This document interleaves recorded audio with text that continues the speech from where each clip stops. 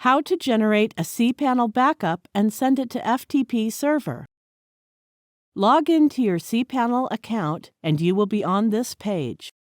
Go to Files section and click Backup. Click the Download a Full Account Backup button. From the drop-down menu, select the backup destination, the remote FTP server.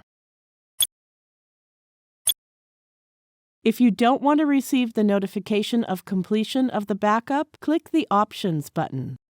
Enter FTP IP address or FTP domain name such as ftp.example.com. Enter your FTP username and password.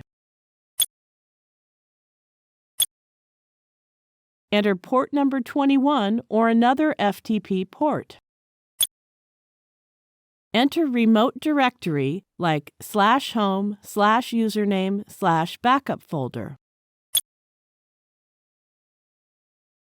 Once you fill in the remote FTP details, click the Generate Backup button.